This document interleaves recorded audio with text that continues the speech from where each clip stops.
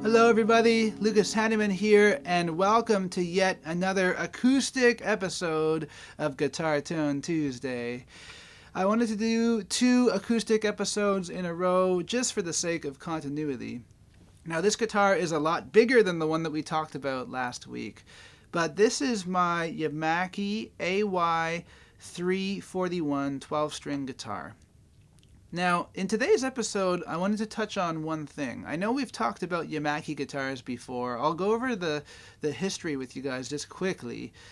In Guitar Tone Tuesday episode 2, I compared my father's Yamaki to my Yamaki acoustic 6-string guitar, and I did have a lot of great comments from that video from a lot of happy Yamaki guitar owners. And I figured I'd talk about the third Yamaki guitar that I have today.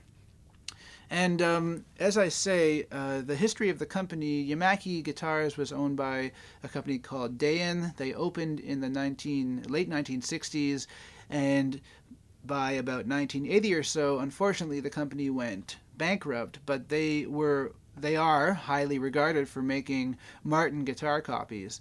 And this is basically a copy of a Martin D28 12-string guitar. The specs are that it has, I think, this is the one kind of deviation here from the traditional Martin thing, but I think that this guitar has a cedar top, and the back and sides I think are laminate rosewood. But the specs are basically, other than that, it feels a lot like a Dreadnought style guitar, and it looks a lot like a Martin guitar. Now, the thing I wanted to get to in today's episode is I wanted to talk to you guys about the idea of waiting around to get a decent guitar and not necessarily jumping at the first thing you see. Guitar players have a really bad tendency sometimes to jump at the first guitar that they fall in love with when they get stricken with the GAS syndrome or the guitar acquisition syndrome. But this guitar, I waited to get this guitar, and I'll talk to you guys about that in a second. I'll talk to you guys about how I stumbled upon it, and the fact that I wasn't really rushing into anything, and how I got a fantastic deal on this guitar. I'll show you something a little bit more picky.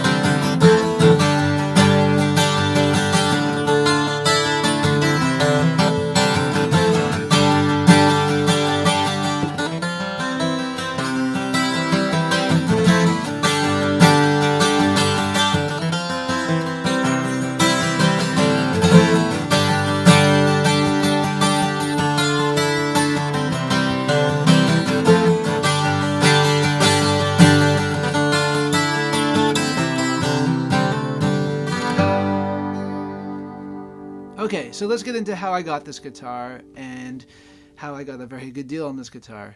I had a crappy nylon string guitar, and I was getting into the business of recording music for other people, recording at studios, recording at home, and I needed the 12-string guitar sound. It's just another brush to paint with. It's another tool to have in the shed, but I didn't want to pay very much money for one. I've been looking around at the used market, and one day I was walking around downtown and I saw this thing hanging on the wall of a music store in Ottawa, and I was just struck by the fact that, well, one, it's a Yamaki guitar. I love Yamaki guitars. I think they're seriously underrated instruments, and it's in impeccable shape for a guitar that was made sometime in the 1970s. It's really, really amazing. So I came back with a crappy nylon string guitar that really wasn't worth very much, and for the handsome sum of 60 Canadian dollars, I walked away with this beauty. And it's been a great tool ever since to have, again, in the stable. If someone wants me to record a 12-string guitar on their track, or if I want to write something on the 12-string guitar, or use it for a specific purpose, I've got it. And I did not spend very much money on it. So in the comment section below, please let me know if you found a really decent guitar for a really, really good amount of money. and what that guitar means to you. It doesn't really matter what it means to anyone else. It doesn't matter if it's a brand name guitar or not, but it just matters, do you love it, and will you play it for the rest of your life, like I will play this guitar. We'll see you guys again next Tuesday. I hope you have a great week. Please like, share, subscribe. We'll see you guys soon. Bye-bye.